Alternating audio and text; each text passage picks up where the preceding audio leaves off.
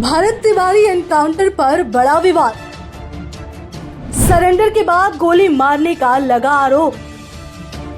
सड़क से विधानसभा तक गूंजा मामला। आखिर कैसे हुई भरत तिवारी की मौत?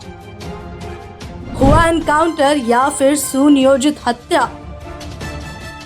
बिहार के भोजपुर में भरत भूषण तिवारी एनकाउंटर केस अब सिर्फ एक पुलिस कार्रवाई का मामला नहीं रहा।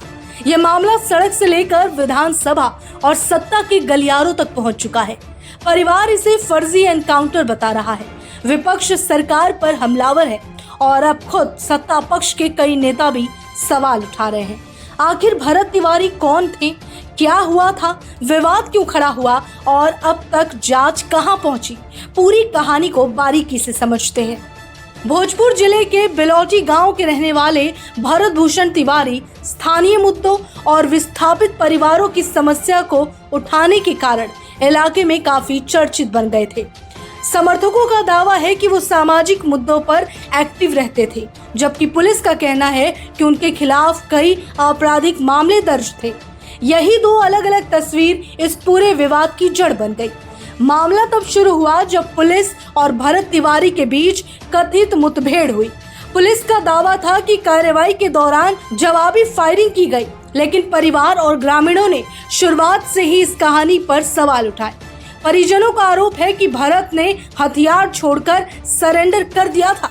इसके बावजूद उन्हें गोली मारी गई। कुछ रिपोर्ट्स में यह भी दावा किया गया कि उन्हें कई गोलियां लगी और पूरे घटनाक्रम में पुलिस की भूमिका संदिग्ध रही। घटना के बाद भोजपुर और आसपास के इलाकों में भारी आक्रोश देखने को मिला।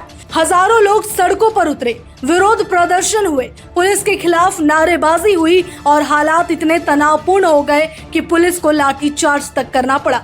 बढ़ते दबाव के बीच संबंधित थानाध्यक्ष समेत कई पुलिसकर्मियों को निलंबित कर दिया गया।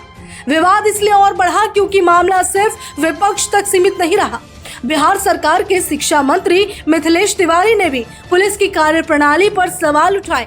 जेडीयू के कार्यकारी अध्यक्ष संजय झा ने भी जांच की मांग की। यानी सरकार के भीतर भी आवाज उठने लगी कि आखिर मुठभेड़ की सच्चाई सामने आनी चाहिए। उधर विपक्ष ने इस मुद्दे को बड़ा राजनीतिक हथियार बना लिया। अब बात मांगों की है। परिवार, सामाजिक संगठन और कई राजनीतिक दलों की मांग है कि मामले की निष्पक्ष जांच हो।